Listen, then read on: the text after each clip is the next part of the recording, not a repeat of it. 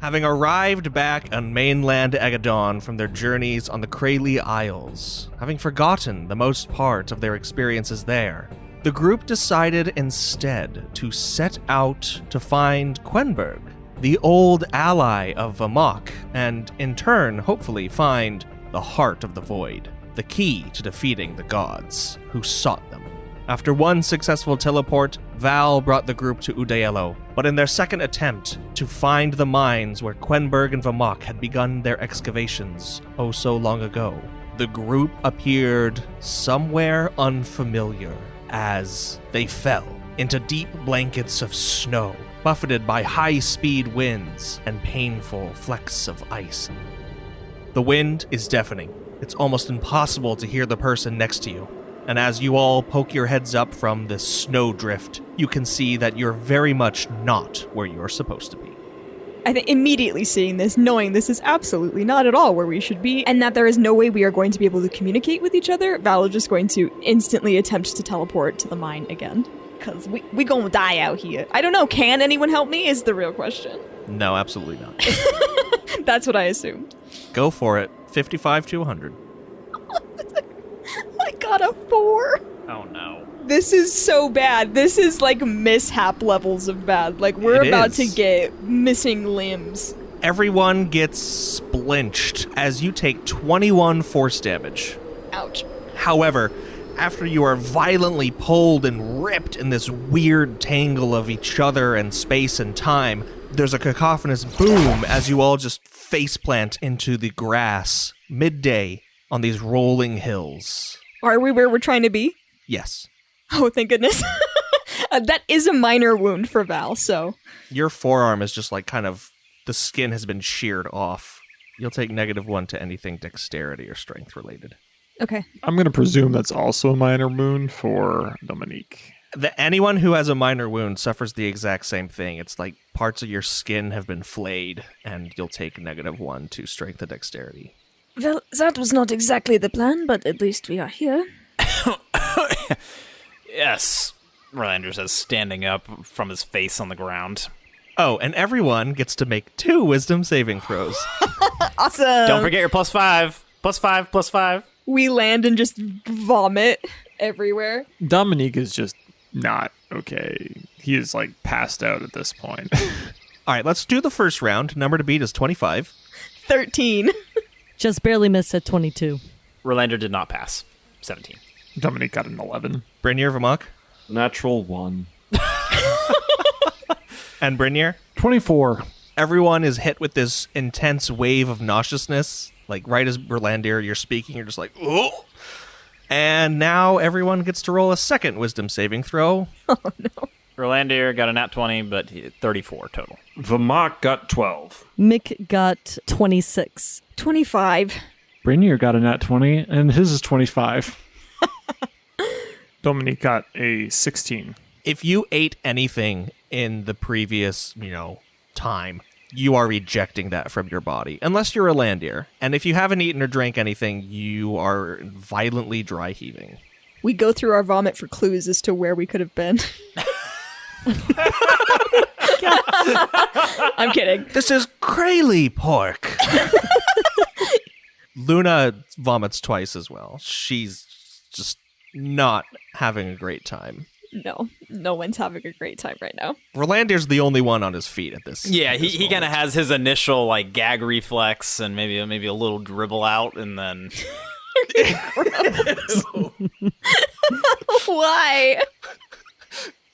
At least it's not the mask, and it's just like No. that fortunately does not happen. But yeah, so he stands up, and as his fellow travelers are losing their innards, and sits there for a little bit. He goes around to kind of help out who he can if anyone's looking particularly close to death or whatever from their experience, and then taking in the surroundings. In taking in the surroundings, you are on a hill of golden green grass. You can see the very, very distant, central mountains of the Fell, and then the border mountains much closer, much higher to your west side. You can hear this ringing of picks against stone in the distance, and just down the hillside westerly from you, you can see the makings of a small makeshift town and a mine.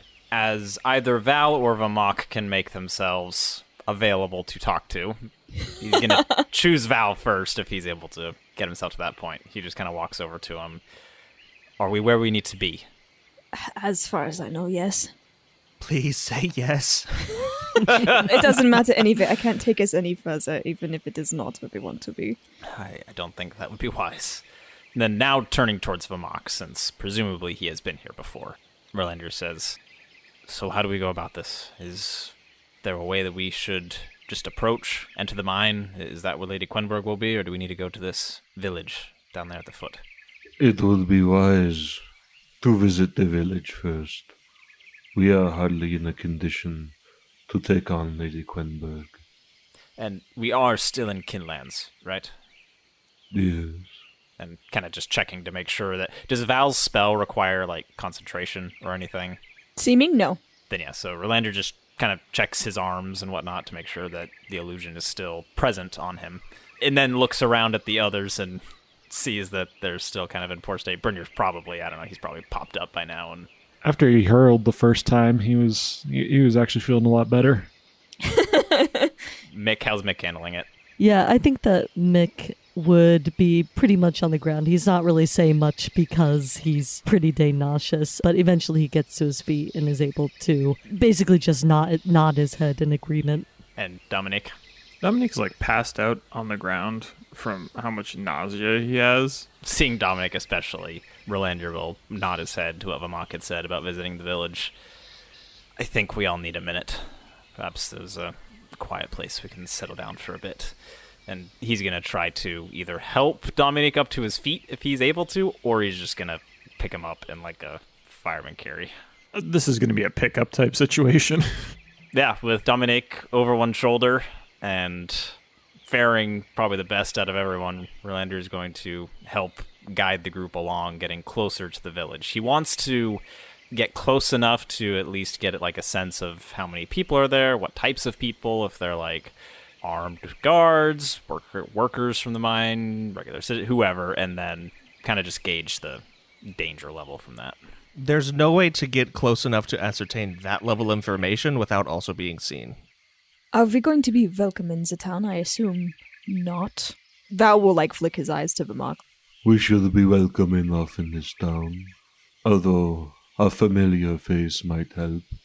And Vamahk will go ahead and use Alter Self on himself to change his image back to what the Veilings would have known him to look like. So, big Goliath, blue arm on one side, creepy-looking eyes, that sort of thing. Would it benefit us to change our disguises as well? It does not matter. The inhabitants are Veilings. They are caught between human and kin. They do not have as much prejudice as either sides of their heritage. Right. Well, should we still rest for a bit and then go into town? If they're going to be friendly with us, I'd prefer perhaps a nice bed to rest in. The grass is rather prickly, actually, so... Well, then perhaps you should lead the way, Vamahk. Very well. And Vamahk will go ahead and start walking forward towards the village. However the marching order is, Relander is going to take up the rear carrying Dominic. Val will help Luna to her feet and then walk with her. Brynjar will be up front with Vamahk. As you approach this town, some who are working on the outskirts, upkeeping the state of the shacks that have been erected here, or tending to the meager farms that have also been planted here. Upon seeing Vamahk, they begin whispering to themselves and pointing. And as your group comes to the center of this township, you can make out what they're saying, pointing to Vamahk, and they're whispering amongst themselves, and they keep referring to him as Udo, Udo. And they're saying things like Udo Merdomduk. And you just hear them speaking Kinglish amongst themselves. What are they saying? I would understand them. They're saying father has come home. Oh, that's so distressing. Got the glass of milk! Finally, Daddy! He came back from getting the milk from the convenience store. You can tell, like, from their construction of these sentences, context clues, that this is not, like, biological father. This is, like, father, like, in a position of respect, almost. Are the Veilings that I'm assuming we've walked past? I know they're kind of whispering amongst themselves about father returning, but are they shrinking back? Are they, like, almost wanting to approach, or are they just kind of ambivalent? They are staying a good distance away, but as your procession moves past, they kind of move in a throng to follow. As you reach the well, from the mine shaft proper, you see these kind of dustied, dirtied Veilings. One in particular comes forward, pick over his shoulder, and he comes and he kneels before Vamahk, and he says in Kinlish to you, "Father of great respect, you have returned. We have worked tirelessly for you. Tell us, do you bring respite to your children?" Soon. Very soon. The work is almost finished. It is. Yes. Mother of Respect has, of course, shown us the way, kept us diligent. And for some lucky few, she has given them respite. Does that mean killing them? I think so, probably. This is Stockholm Syndrome, guys. These people are not okay. You will all have your rest soon. Where is Mother of Respect? She oversees the last stages of the unearthing. Then we shall visit her after my companions have received food and water. Should we alert her to your presence, Father of Respect? You may let her know that I have returned to make good on my promise. She will be overjoyed, I think. And I'm sure she will have joyous news to bring you as well. For in our unearthings, we have found the shadow thing. Good. Then the work is in its final stages, and upon its completion, each of you shall be released from your service and have your respite. He gives a very, very deep bow. While they were talking, Rolandir was kind of working his way up to the well, and he had started drawing up the pail at the bottom to get some water for everyone. First and foremost, splashing some on Dominique to just rouse him a little more and helping him out. He regained some sense. He's kind of got like a vertigo thing going on. He's not great, but he's conscious. He actually gestures to get the bucket from you, which he uses to rinse out his mouth. And he's got his eyes closed. He's like rubbing his temples. He'll occasionally blink and then he'll close his eyes again. But he's slowly gathering his mental fortitude as it seems like the nausea from the teleportation is passing. Seeing Dominique feeling, better enough that he's not going to topple over into the well, and seeing the conversation kind of come to a close with the Veiling bowing to Vamahk, Rolandir talks to Vamahk in Kinlish, and he just says, "Where can we stay for the night?" And kind of looking up at the sky for a couple hours at least. Vamahk turns, looking across the square, where you see a building that is not exactly decadent, but it's nicer than all the surrounding buildings. And he says, "That is where we will stay. They will bring us food and drink, and when we are ready, we can meet Quenberg." Turning to the Veiling who had offered all this to Vamahk and welcomed him back, Rolandir just says, "Thank you. We need it." Zekeyi. And Rolandir is going to stand, and he will begin walking to the lodging that Vamahk had pointed out. Luna will follow. So will Val. Mick will fall. The next time Dominique opens his eyes, he realizes that everyone is kind of moving off to this lodging. And so he just musters up the fortitude to kind of heave himself off the ground and force himself up and kind of staggers behind them. Inside this place, it is a lot nicer than the rest of the shacks that have been built here. The furnishings are of middling quality. There aren't any holes in the wall, at least. And there's a good enough, kind of living and dining space right as you walk in that you can inhabit. As soon as we're inside, Val is going to cast Rary's telepathic bond, just in case we need to have conversations that shouldn't be overheard. We can all, open channel telepathically communicate with each other. Luna just, plops herself down on this armchair or whatever's in there. She says, "So, all of this, what is it exactly?" It is a town populated with workers who mine deep into the earth. Well, that much was obvious. And let me guess, looking for the heart of the void? They do not know it as such, but yes, that is their purpose. And how exactly did you know it was here of all places? There are many things which I know, which are not pertinent to explain at this time. What is important is that we are very close. And the shadow. I heard some mention of that in your conversation. What of that? You need not concern yourself with that. We have but one purpose in coming here. We should not lose sight of our goal after coming so close. A question about that. That Veiling you were speaking with mentioned some respite. What is to come of this place, these people, after we're finished with Quenberg? Vamahk looks at him and he says, You need not concern yourself with their fate. And Vamahk, you keep on reminding us to keep our eyes on the goal, on the prize, so to speak. Are you sure that that's what you're doing yourself? No ulterior motives? Oh, I think that's the only thing that he's doing. I'm just not sure if that prize is the same thing we want. You keep on saying we don't need to concern ourselves with these questions, Vamahk, but I can't help but feel that there is something else afoot. Something else that you are not sharing with us. And now turning back to the rest of the group, this is exactly why he can't stay with us after we have finished with Quenberg. It is not in our best interest. We may think we need the strength. We may think we need what he has to offer, but I assure you, it is not anything that is going to leave any of us alive. Would you rather he be left alone to his own machinations to do as he pleases without our eyes on him?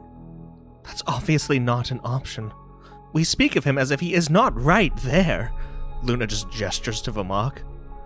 But here's the thing, and she just stares him dead straight in the eyes. We need you. Unfortunately, for us. But if we're not all working toward the same thing, and just that same thing, like Mick said, you for sure have some ulterior motive, something just to the side or just past what our true goal is, lies yours. And if that's the case, and we can't trust you, well, Val's right. Rolandir's right. You can't be left to your own devices. Which means, well, we would have to kill you. One of you speaks sense. If you are not prepared to kill me, I would say that you are too weak to begin to take on the gods. Or God, or whatever it is. At this point, it does not matter. So I can understand our conversation here. We have decided that we are going to kill the gods. However, it is of utmost importance that this power-hungry crazy man guide us in our way to kill someone called Quenberg, who is here. And if we can't trust him, we must kill him and all of you. And he looks at everyone, like, he looks at Luna, he looks at Val, he's looking at Mick because he thinks Mick is pretty normal. He looks at Rainier, who also he thinks is pretty normal. It's like, no one thinks this is a problem. No one thinks this is a bad thing. Not to be this person, but are you sure that we have the correct goals? Are we correct? If this is where we're willing to go? Dominic, in killing Quenberg, we fulfill a task that we set out to do a long time ago. In fact, before I was even part of this group. And aside from that, she asked us to, so that part of the plan, yes, I think we're all aligned on. Honestly, killing people, I have noticed that you are interested in. Unfortunately, now I'm in the middle of this godforsaken place and I have nowhere else to go as the only human for literally millions of miles. So what I have to do now is work with you, and I accept that as part of my fate, because let's be real, I'm not walking my way out of the Kinlands alive. But for me to understand, we as a group are okay with saying, yes, crazy man who stabbed me through the chest. If you are with us, and you must be, or we will kill you, we can't trust you. So, we cannot have you with us, but we can kill you, or we would... How is this okay? How is no one... It's not. It's obviously not, Dominique. then let's stop. Then we don't kill him. We know what he wants. He's not a complicated person. We know that he wants power. And we know, and Vamahk, I don't love you, but I say this for it to hurt you if it does. We know that he will betray us all if he wants power. That is at least predictable. So we all know it. We don't need to kill anyone. We don't need to be threatening each other like death means nothing. I'm not sure about you. I am not ready to meet the gods after I die. So if we could just relax a little bit, if this Quenberg has said that we must go with her and assassinate her, then it is. But maybe we should understand the weight of what we are talking about. I think that Dominique brings up a very good perspective. We have sort of, I don't know, the rest of us are also ruined by the experiences we have gone through, that we do not really have a firm grasp on reality, I don't think. But I don't know. Vamahk, in your case, I do think a little transparency would go a long way. This entire time you've been with us, you've always been out of step with the rest of the group. Always having some hidden goal that you want to work towards, and yes, it's been parallel to ours in many places. But we can't keep on going that way, Vamahk. I know, I have seen you. Since your interactions with Tentiver, you want goodness, or at least what's right for Aegedon. Now, whatever you've decided on, I can tell you've decided on something. Please, share it with us. The penalty of traveling with a group is that sometimes you have to collaborate, you have to determine things together, and so I'm sorry that you can't go this route alone, because, as Luna pointed out, we're not going to let you. But we can join really together. Well, I would like to know myself. It does not mean that we all share all the same goals and aspirations. Do you not have other things that you would like to achieve? Brunier, while you may be right, the problem is that the goals and aspirations of Vamahk, yes, you Vamahk, I worry, are going to be at the detriment of this company. And I'm saying that we trust him. Damn fool. I am no fool. To trust him at this state, you are. I trust him when he is sane. I too would rather call him compatriot than hold him hostage to our goals. But I agree with Mick here. I agree with Roland here. A lot of us are talking, but not the person who should be. Val just eyes to Vamahk. You truly wish to know what I think? What my goal is? I do. Very well. I shall tell you. You have all assumed that I am after power, and that is what I seek. And you are partly correct, but the power I seek is a means to an end, not the end itself. I know what power is, and I know what it does. You say that you cannot trust me, but the longer we pursue this path, the more I am convinced that none of us can be trusted. If I am to have my way, then we shall release this world from the grip of the ethereals, from the grip of intent, and none of us will make it out alive. Wait. So, you're saying you don't want to kill the gods? You want to make them like us? As long as there are those in this world who have power, there will be those who tread upon the powerless. I have thought long and hard about what strength is. Kill the gods, strip them of their power. It makes no difference to me. But if any of you think that I seek to destroy the gods so that we may take their place, you are gravely mistaken. There will be no Godborn. There will be no gods. All humans, kin, will be equal. The playing field will be leveled, and likely, we who have experienced such great power will pass away along with those gods. Is that truly possible? To rid the world of intent? I have been led to believe that it is. And this is your plan alone? It is the conclusion that I have come to. So long as intent infests this world, there can never truly be peace. Those with power will make those without suffer.